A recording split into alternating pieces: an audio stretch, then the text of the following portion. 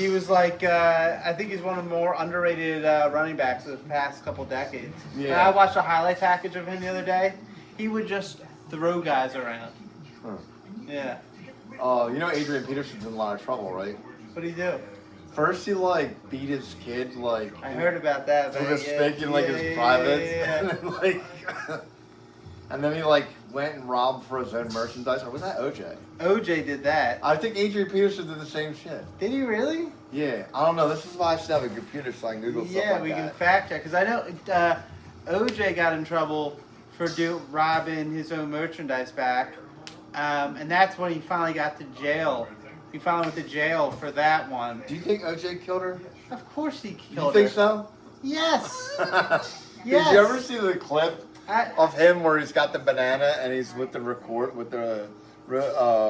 reporters questioning him? Yeah. And before they go on set, he pops out from behind a corner and with a banana and acts like he's stabbing her. Yeah, dude, he wrote a book that was like, if I did do it, here's how. And he got sued, and the family won the lawsuit. Yeah. And they named it I Did It. Yeah. Dude, it's the thing about OJ is I think he obviously killed her. I think he came home. I think his wife was probably, and obviously I'm not an expert in this, but his wife was probably cheating on him. He came home, called him, and killed both of the his wife and the lover. But the thing is, he was extremely charming. Dude, I like the guy. Yeah, people were shocked because I heard from anyone if you anyone ever talked about him said if you met him in person you'd just be charmed by him, but it's he's just capable of killing people. But the glove didn't fit. The glove was soaking and got dried out and shrunk, and they did something. I remember he his lawyer, his famous lawyer, had him had those other gloves on. He's really stretched those hands because you think about it, he's like an NFL player. Yeah. And these are probably just whatever working gloves he had. If he wanted to when he first bought them really stretch out his hand, it'd be tough to get them on. You know. Yeah. Yeah, he definitely did it. It's crazy looking back on it because at that time. It was beginning of the DNA. I'm just remembering everything from that OJ series. People really didn't understand that his DNA being all over the bodies and the crime scene. If that happened in 2010, he would have been found guilty. But people didn't trust DNA at that point and didn't trust all the evidence. But now we do, and he would have been found guilty. And there's all that stuff that one racist cop. I really think if the Rodney King thing.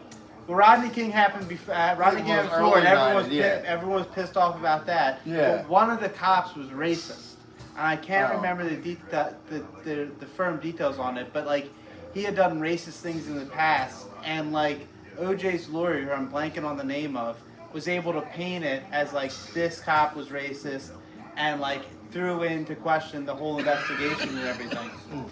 And that's his job, right? Yeah, and at the time.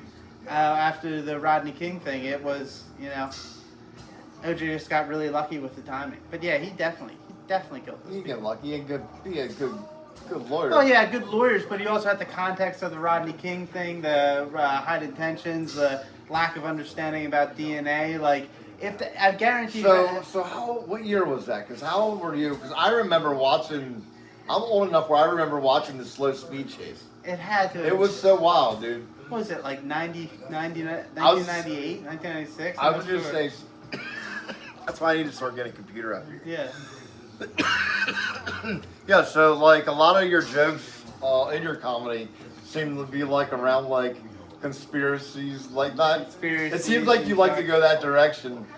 I definitely like to go the dark humor is definitely your angle. A bit darker, a bit political. I mean, yeah. The thing is, I think people write about what they're interested in, and a lot of people are interested in I don't know, their insecurities. You see a lot of comics talk about that. You see a lot of comics talk about their life. Yeah, mine is stories about my medical stuff mostly. Yeah, something that's really impactful to you. Yeah, but I always find myself gravitating to things I like. If I read something, I find it interesting. I just think about it, and if I think about it long enough, a joke will just pop into my head.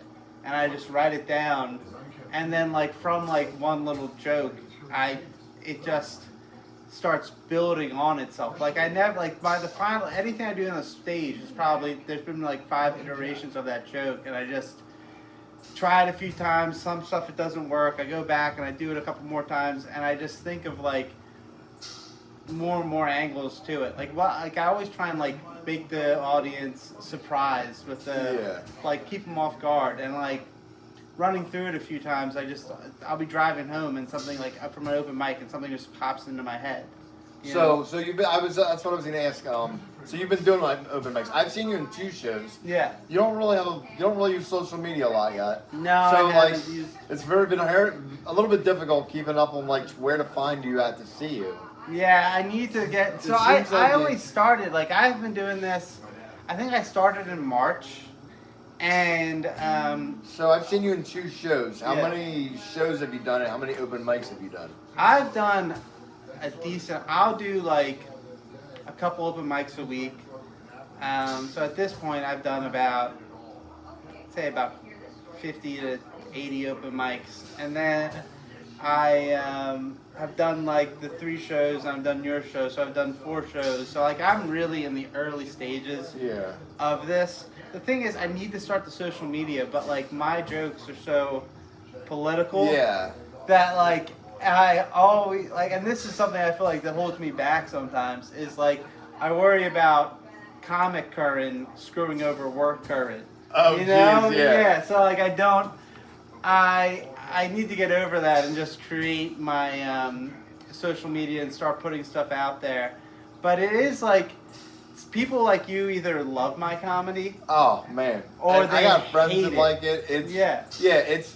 Well, I mean that's how any comedy is, though, right? Well, no, but like there's some comedy that I see some people laughing at. I'm like, that's not even funny to me. Well, that's you know what I mean. Everybody has a different style. Like everybody has like different. There's like different tastes. Like, but like most comics, like most times if you don't like a comic, you don't hate it. You're just like, oh, that joke's not for me, you know. But like with my jokes, if you turn, you can like. Yeah, it could really turn some people off. Yeah. Like if like we don't even really get into it, but like if you have a very pro-Israeli view of what's going on in Gaza right now, you can hate me after listening to my set, you know, and like that's not a reaction the guy who talks about, you know, going to school's gonna have or his dog's gonna have. Yeah. Like I have had visceral reactions from people after shows and stuff, and it's just like I definitely touch on stuff that's a little more dangerous, but I feel like everything I'm saying is true and I believe in it. And you're making light of it all. Like I think it's all hilarious, and I'm glad that when you did my show that you didn't really like.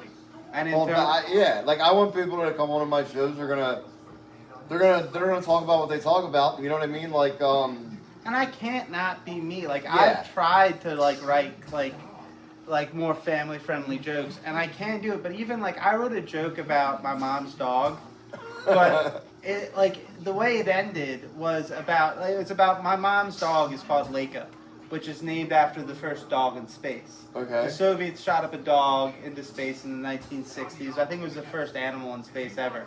But before that monkey or whatever? Before the monkey, there was Leica, this dog they shot into space, but they had no plan of getting Leica back. So Leica died in space. It was a one-way trip.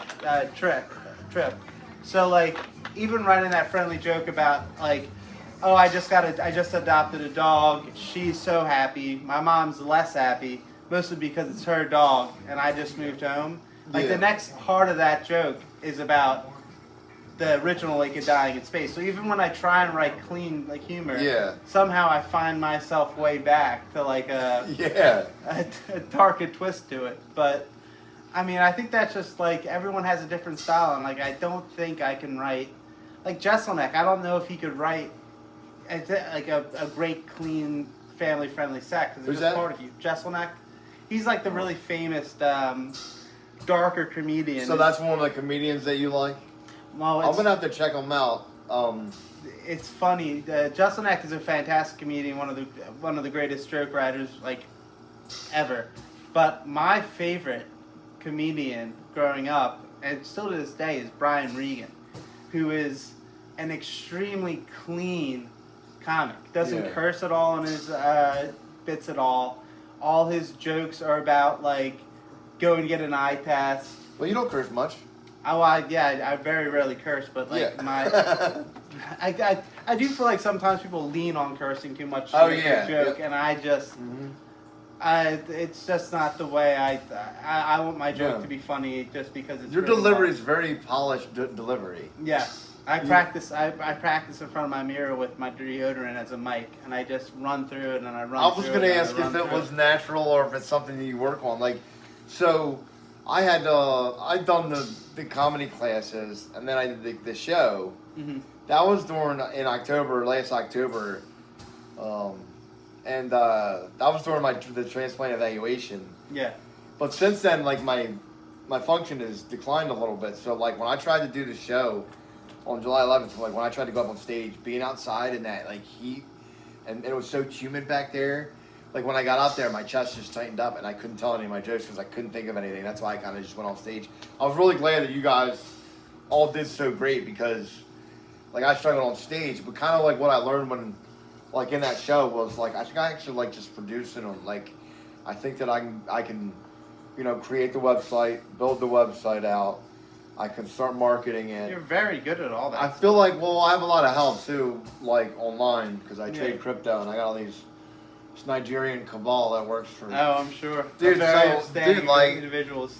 Like, you know, send them $10, $25. That's their monthly salary, and boom, I got a website that's developed. Like it's crazy, right? So they'll be like, oh, give me $10, and I just made, you know, $250 on a trade. I'll send them $30, and next thing you know, I have all this content made, and they're taking my videos and slicing them up, right, and doing all it for me, right?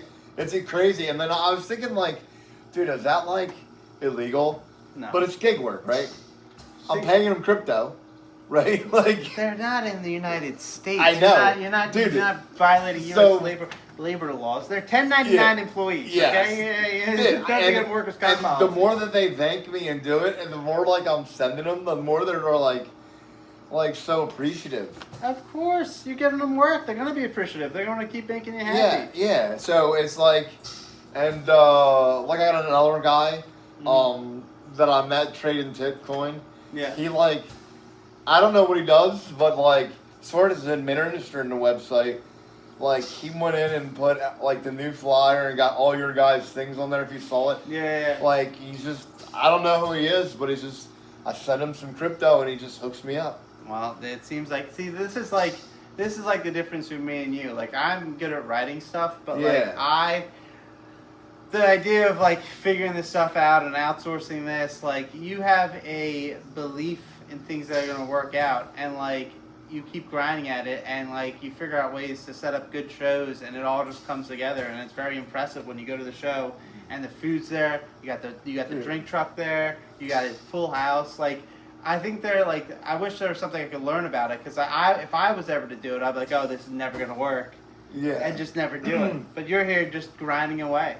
Well, I don't know. Like, I need something to keep myself busy right now. I think my story is marketable. I think once the nonprofit is formed and we start donating some money to Penn, like the credibility, it's like Steve Rinaldi posted this thing on his Instagram, and it just keeps showing up. Yeah. So I feel like, and the Rivet like has made it so easy to work with. Yeah. Right. So like I have a show, like we have the 9/12 show, and now we have a show planned for 12/26. Yeah. And, you know, that's comes in perfect timing. The 12/26 show, it's right around Christmas. The nonprofit will be formed by then. We donate, you know, it's the giving season. Yeah. We can show people, like, you know, we're here to bring, you know, laughter and bring comedy.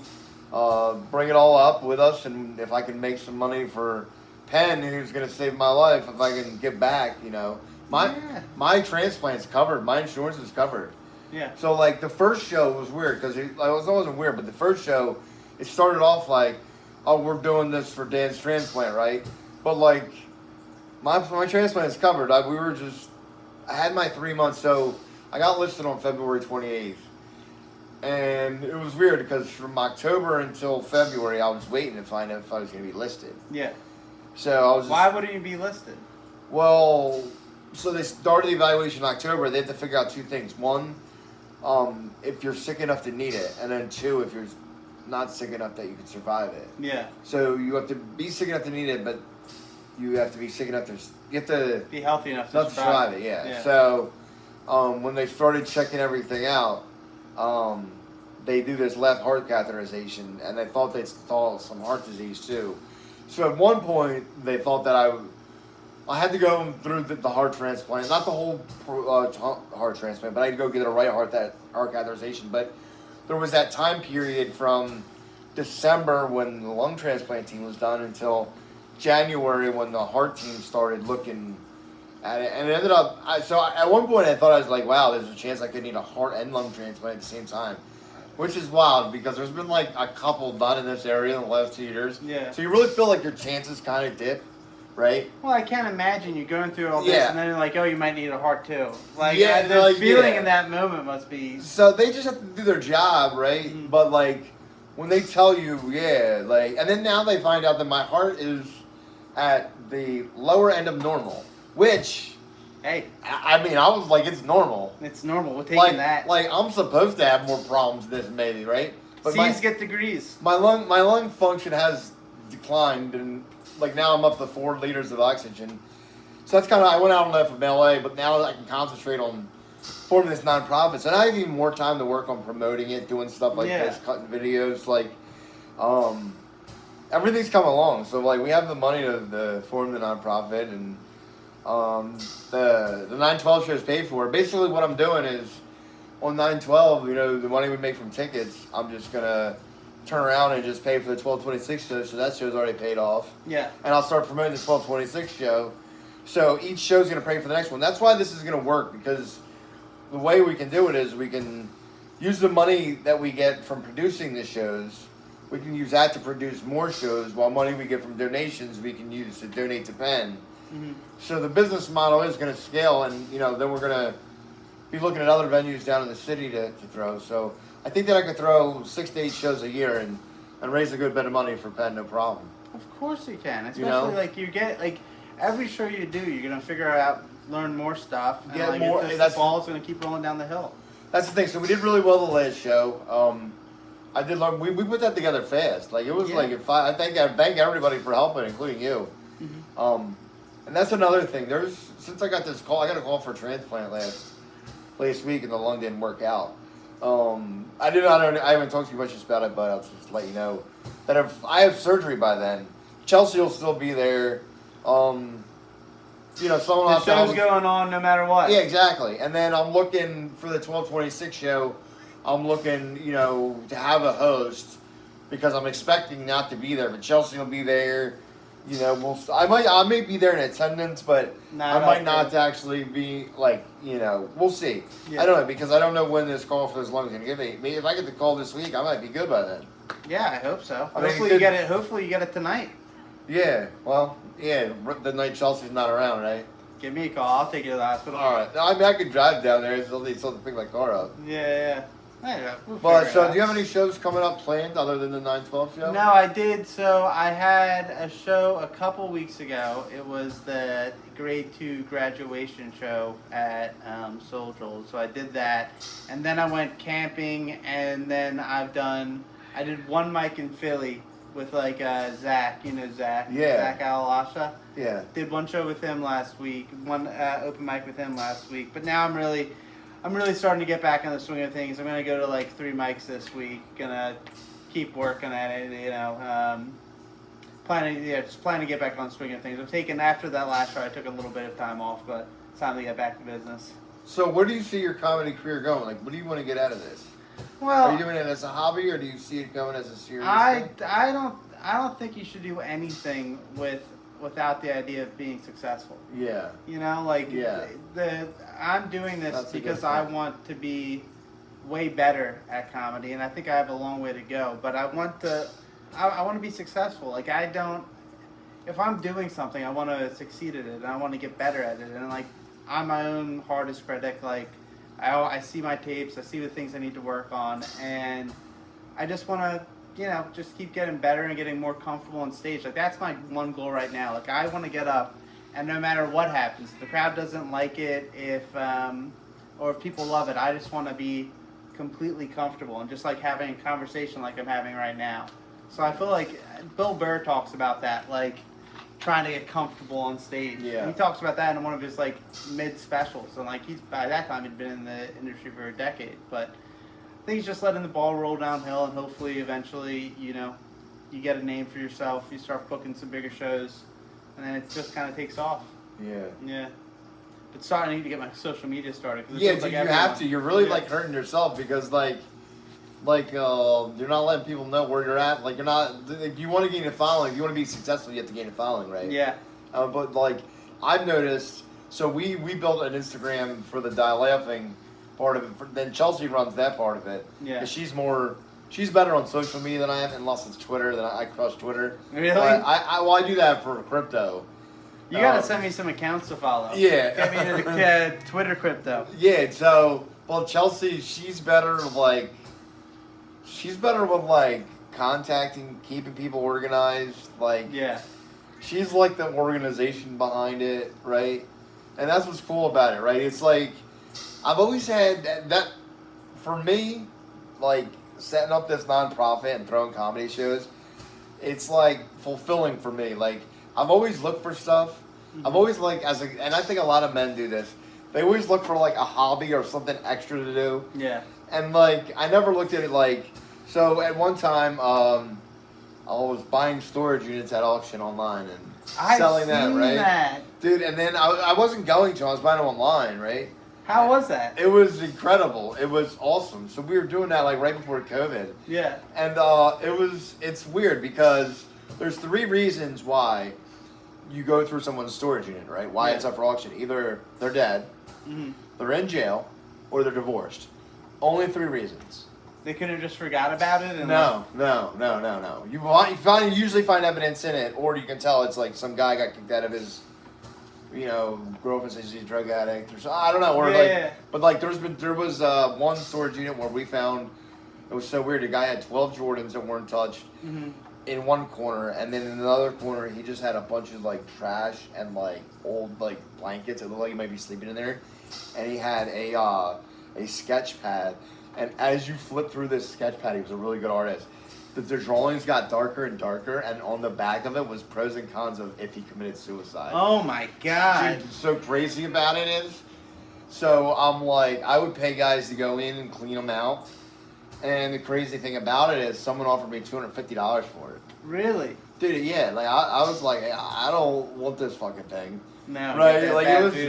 It's like, crazy though that like he was such a good artist that people would pay for it. So I don't know if it was like planted there. I don't know. Like I didn't look the guy up. I doubt it was planted. But we found like in other ones I found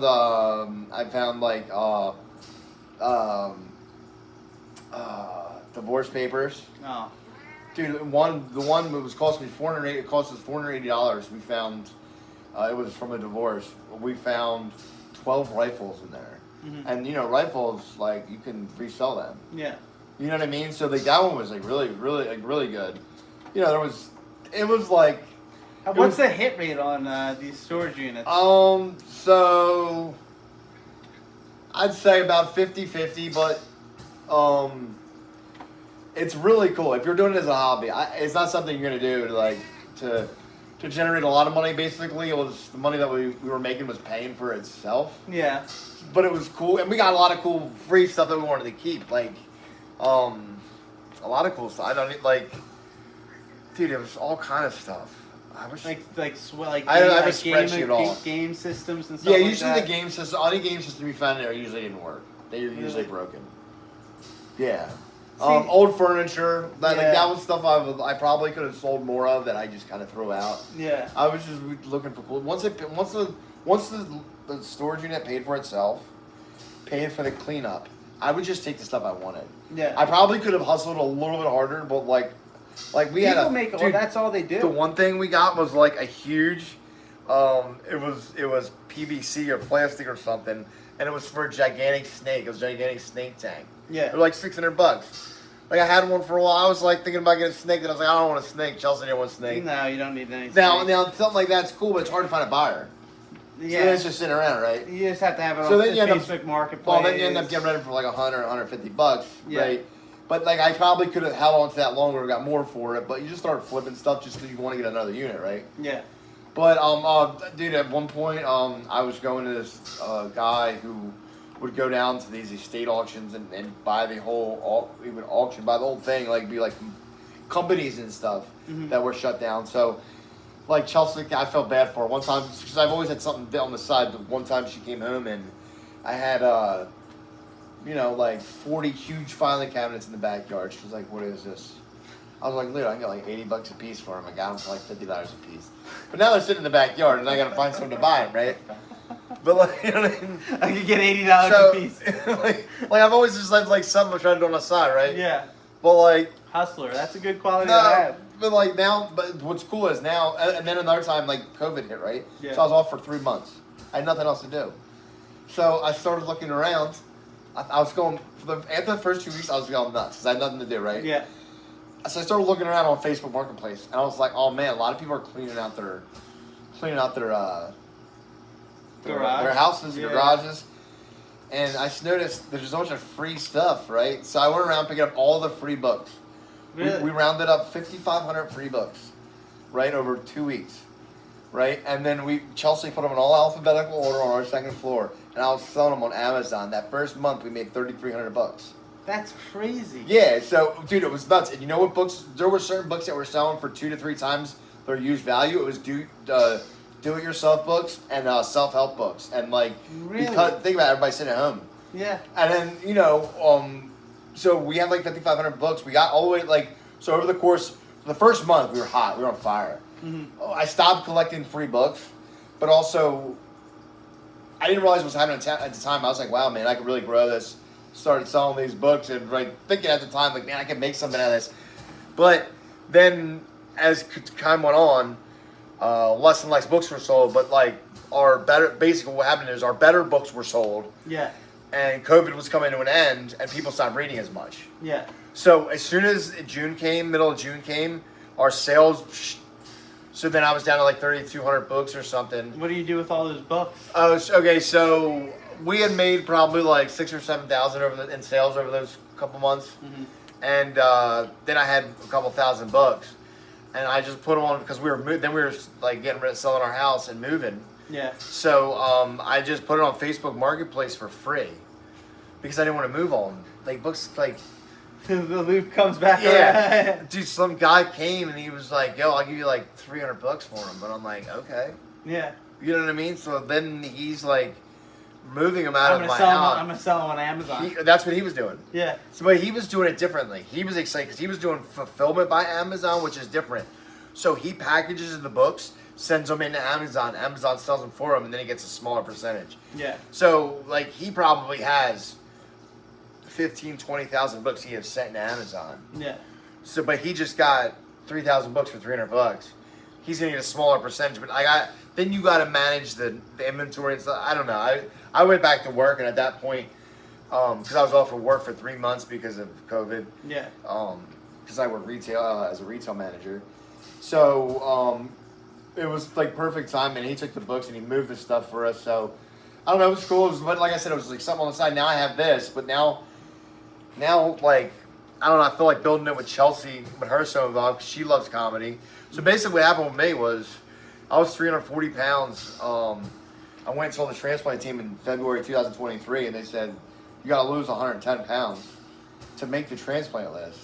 What did you do to lose the weight? Because you couldn't work out. No, I really couldn't work out. So basically, it was about as many steps as I could get a day. I started out at 4,000 to 6,000 steps a day, which doesn't sound like a lot, but like, dude, at 340 pounds, that's a lot. And I was on oxygen. Dude, they also got me on Manjaro. It's like Ozempic. Really? Dude, yeah. So the way that works, right? That seems like a lot for your body at one time. Like, you really put it through the ringer. So when people think about that, right? Yeah. When I'm 340 pounds, I'm 340 pounds for a reason, right? Yeah. And it's because I'm eating all that sugar and all that shit I shouldn't be eating, right? Yeah. So what do you know how Manjaro and Ozempic work? I know it curbs the appetite. Yeah. So that's basically what it does, right? Yeah. So like, there's some days where I have to like tell myself to eat. So there are people that take it and like get thin as rails and like there are bad experiences with it. Yeah. My experience with Mounjaro is it saved my life. That's incredible. Because when you're 300 and some pounds and you can't move, all you want to do is eat. It's like the only joyful thing you have, right? Yeah. So now that's being taken away.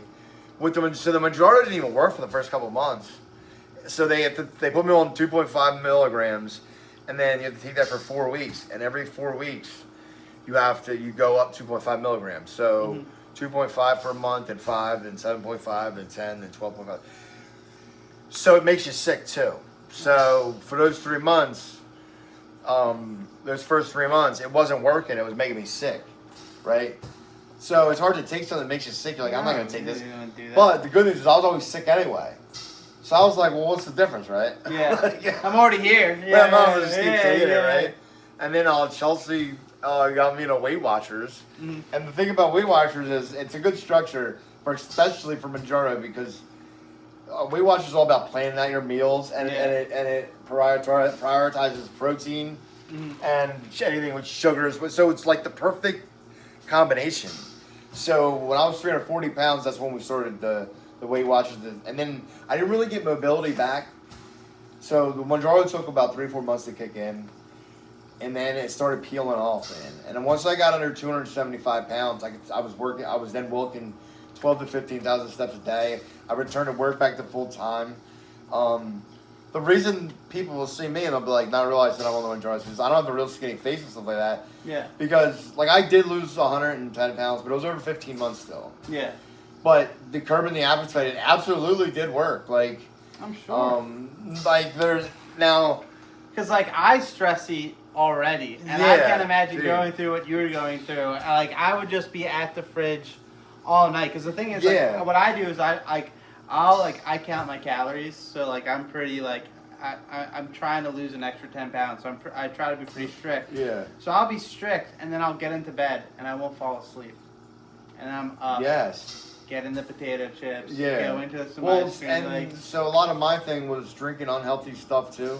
Yeah, the sodas. Drinking, sodas, like iced teas with a lot of sugar. Yeah. Stuff like that. Oh, that didn't help. And then, so just cutting out that stuff, I started losing weight. Have you tried Diet Dr. Pepper? Yeah. I drink this no sugar ginger ale because my stomach's always messed up from this other medication that I'm on, but... Yeah. But yeah. So it seems like you're getting it down to like a science. You're figuring out like you're... Well, that's what it is, right? Yeah. So now, alright, so I did the Weight Watchers, and now I'm kind of bobbing. I was at like 340 pounds. I hit my goal. I wanted to hit 225 by the time I had my transplant check-in, which was in like June. And I hit that goal exactly, right? And then I bounced quick back to 235. I had there was like a lot that went on, right? Like, dude, me and you were very similar. Like boom, like I hit the goal. It's like, okay, like I tapped it. Yeah. Like I didn't achieve the goal. Like I just tapped it. It's like just kissing a girl. It's like you didn't get all the way, right? Like dude, I had that. I feel like that's a lot of people because like I'll get down to like 175. And I'll be so happy. Oh. And then that's when I get the 2,500 calorie bag of dates, and I eat them all in one sitting. And I get the potato chips, and I have 2 steaks. It's like feel like you did it. Yeah. Give me a reward. Feel like you deserve and it, right? It's like it takes so long to lose the weight. Yeah. And you gain it back like that. Like it's so easy to gain back. Yeah, and like I don't know, it was just like you hit the goal, and then you have every reason to justify just. Yeah. And next thing you know, you're 10 pounds heavier again. It's like crazy how fast it comes back, man. Yeah. So I'm working on getting. I want to get down to 2 and 5. So I have to stay between a certain BMI though. Yeah. But I think that like I'm like 230 right now. If I get down to, I want to get down to like 220. Since I tapped 225 already, went back up to 237. Now I'm back down at 230. Yeah. I want to get back down to 220. At least by the 9/12 show, and then after transplant, I might try to get down to 200. But some people gain weight after transplant. Some people lose weight. My weight seems to go up and down a lot, so I don't know. Mine has to do with steroids. Well, once you get the transplant and you're back, like your lungs are working and you're healed up, then you can start actually working out. But like right now, it's just like. So right now, I still have to do. So I still have to walk, but like like I can't really lift weights unless I monitor my blood oxygen. Yeah. Like my issue is like any kind of elevation, any kind of holding it. That's the thing. Like they had to pull me out of work last week. So I was on setting 2 for oxygen, right? So that bag I have is battery powered, but it's not a continuous stream of oxygen. To save power, it's like spurts of oxygen. Yeah. So that setting 4 is not the same as a wall setting 4. Yeah. Because the wall setting's continuous stream, but that's actually pretty heavy. So when you wear that and you're not carrying extra weight and you lug it in around, it's not continuous oxygen. So if I'm on my feet for any more than like 5 minutes at a time, the oxygen starts dipping. But I feel like I had the drive run last week. I feel like the transplant's right around the corner. Yeah. You know what I mean? Like, so this is probably the perfect time just to relax and wait. Like, I've worked with lung disease. I've worked up to this point. Like, I made the transplant list. I don't know how many people on the transplant list are still working. But at this point, I feel like you worked way longer than I would have. Oh, I feel like I definitely again. I would have stopped working 6 months ago. I would have stopped working when they put me on the list. I mean, I do work with a great team, and like my job's always been very supportive. And I work for Puma, and my boss there has been cool. They've like managed to help me work and stay productive, but it came to the point where like I felt like I wasn't being productive there. Where like I was going to work like all July. I was going to work, and I'd have to leave right away, and I didn't know why. Like I didn't feel good. I kept feeling very fatigued all month, and then at the end of July, I had a CT scan that showed that there's 2 new fungal balls, and there's more inflammation in the middle of my lungs. So the fungus came back. Yeah. So that's the treatment doesn't change though. So it was always a possibility. Like, that's why I need the lung, right? So I'm not getting down about it. I feel okay as long as I don't try to do too much. So that's why I just kind of been like hanging out, trying to find stuff to do. That's why it's a good time to get this. Yeah. I need to start doing these interviews more. I'm going to do Zach next. But and I'll update the website. Zach lives around the block. Dude, I know. I know.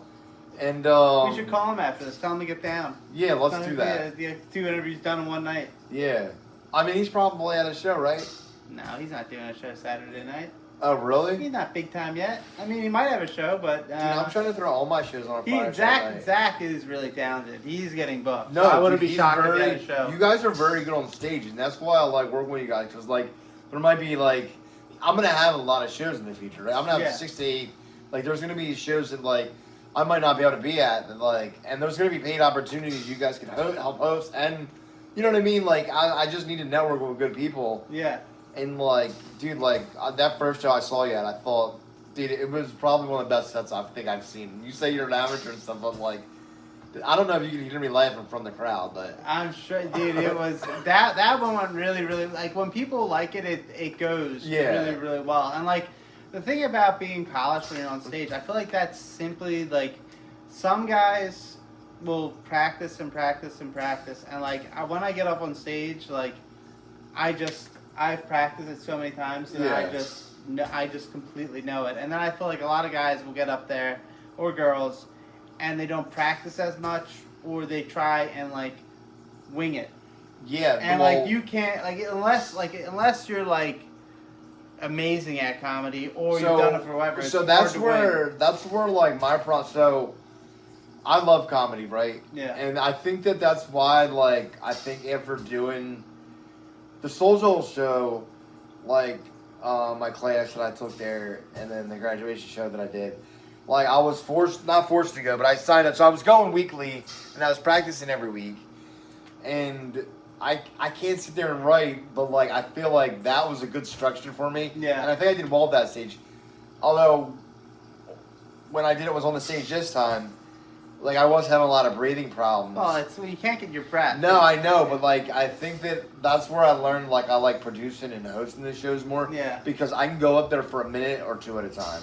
Mm-hmm. And tell a joke or two, then introduce people. And get out. And, like, I also think, like, I also feel good, like, giving people opportunities. Like getting you guys stage time.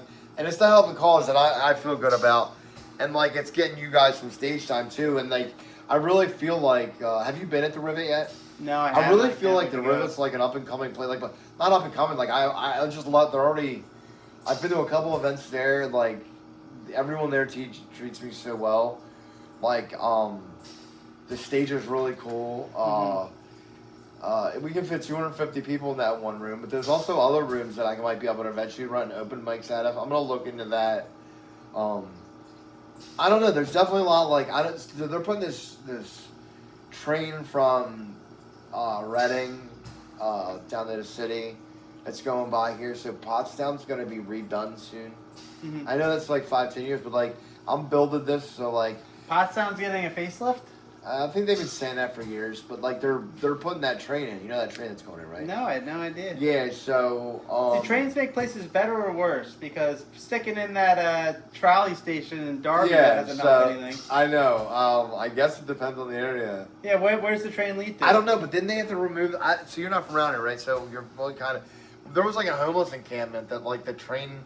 I'm pretty sure that the train company or someone made Pottstown remove the homeless people.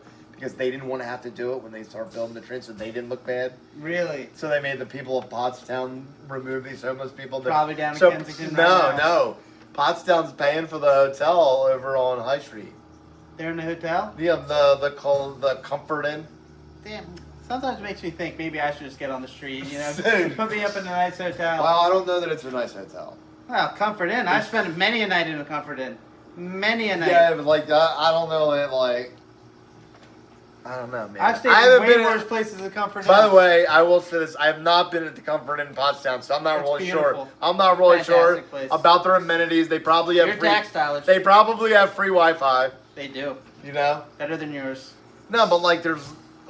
I don't want to get into it. It's like, I guess, it's the politics of Pottstown, right? Yeah. It's like... I'm going to look into that. So maybe when I post this, someone from Pottstown will probably fact-check me anyway. I'm sure. Yeah, there's gonna be someone they're gonna get mad at me. Yeah, one of us. Yeah. All right. Yeah, but like, living in LA, I'm sorry to come off this way about the homeless, but living in LA, like I used to give money out to the homeless and all this stuff, and then I lived in LA for a couple years, and it just changed my perspective completely. Like, there's only so many days you can step over, like someone shooting up or like just human feces in the streets. So you lived in like the city. Yeah, dude. It's ridiculous. It's just like I just don't know if you should be allowed to just do drugs outside and that should just be accepted. Yeah. Like it's just like you come out of your house and there's a group of people just shooting up drugs like right outside. Like imagine having a family. And there's nobody doing anything about it. No one does anything about it. What they do is they just push it somewhere else. And like the core problem, which no one really talks about, it's like vast majority, it's drug addictions. And I understand that most of that goes back to like the opioid, the doctors and hospitals and pharmaceutical companies handing out opioids like candy, knowing what was going to happen, and then it happened, and now we're dealing with the echoes of it. But this thing of just like we push the homeless from one area to another, and it's just like, oh, we need to. It's like it's not a housing issue. Just what happened in Pottstown. Yeah. Like I just said with the train station, like they just said, like, and like like that's gonna cost a ton of money to keep those people there. And where are they gonna keep them there forever?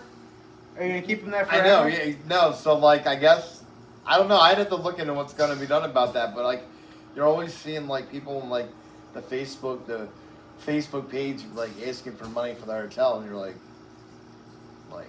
it's like crazy, right? Yeah, it's just like. And the amount of times it's been like people are like taking care of it, like.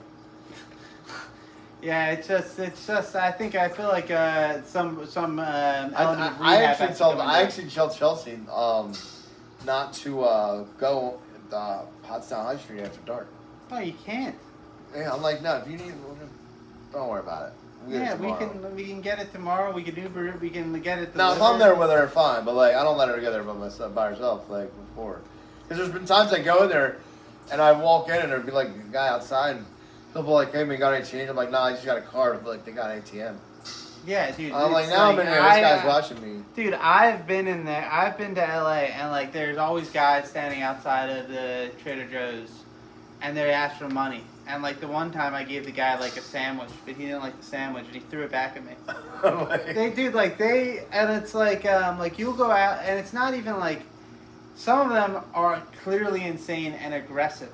So like I'd be going up to the 7-Eleven, at night, and because I want to go get my like bag of potato chips or whatever. Yeah. And this guy's just like talking to the moon and like yelling and like clearly on something and has some mental issues, and it's just like eventually sometimes those people snap and stab people, and I don't know if it's something. Sometimes though, there's mistakes that happen. Let me tell you something that happened. All right, so this lady probably thought I was crazy. Yeah. All right, you said you ran out for a bag of chips one night. Yeah. So, I'm on medical marijuana, right? I'm prescribed. It's approved by Penn too. So, throwing it out there. Well, anyway, one night, maybe I shouldn't say this. I'm basically admitting crime, but one night, right? I'm thirsty, and it's like 11:45, and I'm like, shit, I better hit Turkey Hill up now. I don't feel like going all the way to Wawa after 12. Yeah. Turkey Hill closes at 12. So I take Chelsea's car. I drive there. Right, the keys are in my pocket, so I can just get out. The doors are locked, and then I can go get my stuff. Well, I park the car. I go in, get my stuff. I'm leaving. I get out, drive back, take the keys out of the car. Don't think about that. I go upstairs. Right. Next thing you know, there's like an hour and a half later. I'm like finally asleep, and there's banging on the door. I'm like, what the fuck, right? So I run and look for these cops outside. So I had gone to Turkey Hill, went inside. While I was inside, this lady with a similar car pulled next to me. Oh my God. I went out, got into her car, thinking it was Chelsea's, drove home. Grand Theft Auto. Drove home because... How, did her keys in it? She left her keys in it. But see, when I got in my car locked. Her car didn't. Her keys were still in the ignition. So, and I was high, so... When I got in the car, and first of all, and it's a black lady, like, so, like when I got in the car, dude, there was she like... She was so pissed. Dude, rightfully so. Listen, when I got in the car, there's like rap playing. I didn't think nothing of it, right? Like, I'm just like changing the station. I don't know why it didn't connect. Like, you're not in your fucking wife's car. Like, I was just like so ready to go home and like so focused on this fucking How similar were these cars? They were okay. So Chelsea has a Ford EcoSport. This was like a Kia. It was the same color though. Oh my God. So like not similar at all, but they were both SUVs. You made a boo boo. No, I did. So shit. Oh. So anyway, yeah. So I'm like going downstairs and like I said, I'm like trying. I run downstairs and like, so downstairs, but like, the oxygen didn't come with me. So when I'm at the door, you know what I mean? Like, and I'm breathing heavy. I look nervous. Yeah. Well, I am nervous because I'm like, why are the cops here? Right? Like, I didn't realize what happens because when I don't have oxygen. I stole a car. When I don't have oxygen. When you willfully upgraded your car, you saw an opportunity, you took it. It's so wild because why would you steal a car but leave your wife's car that has this plate on it that tells the cops exactly where you're at? So the way they connected the dots, they're like, well, this car's been sitting here a while. Yeah. There's no one else in Turkey Hill. Turkey Hill's closed, and this car's sitting here. Yeah. You know what I mean? Like, so they looked and they came here and heard the lady's car's outside. So what ended up happening with it? Well, it was all a big misunderstanding and let it all go. But like, I had to run down there, and then I'm like trying to tell the cops like I'm on oxygen. I'm not nervous. Like, I didn't commit a crime. This was an accident. Like, you know what I mean? Because I look like I'm hyperventilating. Yeah. So I got to get on oxygen, then calm down, and then try to explain myself. Dude, this isn't the first weird run-in I've had with cops. During COVID, I told you I was cleaning the storage unit out at the auction, right? Yeah. So the one storage unit, we found this katana sword, right? Badass. Yeah, so I'm at the house, right? I'm like, how sharp is this, right? I'm overweight at the time. I told you I gained weight. So I just had to go outside, and I'm like cutting these weeds down, right? And I'm out there, and I'm cutting these weeds down for like an hour and a half, right? Just like messing with this sword. Chelsea's at work, right? Yeah. And this cop comes around a corner. He's like, put the sword down. I'm like, what? Right? And like, I'm in my backyard. And he unbuttons his gun. He's like, put the weapon. I said, you put your weapon down, right? Yeah. You said that to a cop? Yeah, you put your weapon down. Yeah. He's like, we got a report of a man wielding a sword. I'm like, you got a report of a man wielding a sword in his backyard? I said, get out of here. Like, what are you doing? And he's like, I'd like to have a talk with you. I'm like, no, dude. I'm like, get the fuck out of here. And then he went up to the stop of Wall Street and sat there and watched me. And And then that was doing some yard. Dude, it was state police, and I'm like, so I called my buddy who was a lawyer. I'm like, dude, like, there's cops watching me. What should I do? He's like, well, what did you do? I'm like, I'm out here chopping weeds down because I want to yell, fucking, you know. I'm practicing my skill sense. Right? And he's like, well, yeah. He's like, if anybody asks you, you're practicing your karate. Yeah. He's like, dude, he's like, people. How high were you at this point? Dude, I was toasted. I'm sure. I was toasted. And like, I was so mad at this cop, and I kept looking up at him. Dude, there was another time. Oh my god! So you're angry. You're high. You're in your backyard like a lunatic. Yes. Cutting down things with the katana. Yeah. And then you're just staring at the cop all angry. Well, like, cause he probably thought you were gonna rush him. I never left my yard. Like, you were thinking about it. And you know, this was 2020, so I had the lung disease. I was stage 3 at the time, so I wasn't on oxygen yet, but my breathing was bad. But there was another time where I didn't know that you had to only burn on a certain day. Yeah, burn days. But I did read that you needed to have a whole fucking hole in the ground, right? So I take the time, I dig this hole in the ground. I got this huge pile of brush, and I fucking put it in there. The pile's so big, it's like coming over. And I throw some gas on, and I'm like, little fireball, and it's burning. So, you know, someone called the cops. Like, they always do. My neighbors always would call the cops. My dad. Dude, so there's this guy that walked around my block like 300 times. I hadn't seen him before. So I know it's him that called the cops. I'm like, what's up? And like, I got all this stuff burning. I'm like, now it's burning, right? So the cop comes over and he's like, yeah. He's like, someone called, said there was a fire. I was like, yeah, like in the hole, right? Like, you know what I mean? Like, he's like, well, you're only allowed to burn on Tuesdays. And it was Wednesday. I'm like, what have they done to our great nation? I'm like, okay, so like, what's the difference? Like, what does it matter what day that I burn? Surrounding areas don't burn on I dug the hole, and then she said, well, you get a $250 fine. I said, well, am I getting a fine? He said, yeah. I said, okay. He's like, were you going to put it out? I was like, no. I was like, if I'm getting the fine already, can I at least finish? Yeah. You know? And they stayed up at the top of the thing watching me rake it all in, and I finished. And I never got the ticket. So I guess, I don't know, because like I was trying to tell him, like, look. They probably remembered the whole katana incident. And like, this guy's not to be messed with. The burning incident actually happened first. Oh, you're a problem. And actually, that was Spring City cops. The katana issue, the Spring City cops, maybe they were too scared to come. Yeah. But it was state police. So wait, so we had the burning incident. Yes. Then we had the sword incident. Yes. And then you stole someone's car. Yeah. Man, 3 strikes. You're lucky you're not in jail. Dude, listen. Yeah, I actually have. Yeah, I bet. Yeah, I'm more like out. I'm like a criminal. Yeah, you got to be put away. Oh man. Could you imagine you're in Turkey Hill and you've worked a long day, and you're dead tired, and you get your little drink, your little soda, and you have your little like tasty cake or whatever, and you walk out.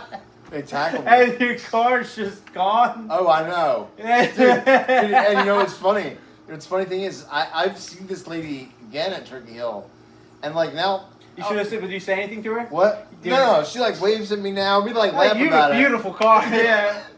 Dude, but like it was sweet. I don't know. She was pissed that night. Of course. You know what I mean? Like, and they didn't, and she didn't press charges. I'm lucky. I could have gone and cleared it up, but it could have still been a process. I didn't get any charges that night. Well, yeah, I mean, I think for common sense, it's not like you were trying to... Yeah, I mean, my wife's car was there. What? How long from when you went to Turkey Hill to the cops came? It was 2.5 hours. It was about 2 hours and 15 minutes. I left at 11:45, so I remember thinking Turkey Hill's not open. Turkey Hill's closed at 12, and it was just when they knocked on the door. It was just before 2 o'clock at night. Wow. So it took them like an hour or so to figure it out. So then did you? And then they probably watched for a while before. I don't know what they did. So then after that, did you have to go and get your car? Yeah, they drove me there. And then you had to, and then drove it back. But you were high at this point. What? Yes, I did not admit that to them. Oh, I'd be terrified. Dude, I was because I'm like, this is a setup. Well, dude, they put me in the back of the car to take me to my car. Yeah. And they had to bring her here to get her car. Yeah. So they didn't bring her here when they came here. Yeah. So they came here and questioned me, asked why I had that car, and I said, my bad. I said, this is what happened. Yeah. I said, I think my wife's car is still triggered. They're like, it is. So they brought her to get her car, took me, and then that's when I talked to her. Yeah. And the cops at the same time. And then they brought her back to get her car. But they put me in the back of their car, and I'm like, oh my god, I just don't Chelsea. Yeah, honey, this is. I've had a lot of runs with the cops. I think they're finally gonna get me this time. Yeah, I think they've been watching me or something like this. Yeah, this is. I'm becoming a neighborhood nuisance. But, yeah. All right, I think that's about to die. So. Well, it's been a fantastic interview. Yes, this has been great. And guys, check out Curran on the show 912. He's gonna get his social media up and running. I can't play it right now. I'm getting it working. But, give me some time. I'm working on it. Yeah, come check us out on 912 at the Rivet. Thanks, Dan.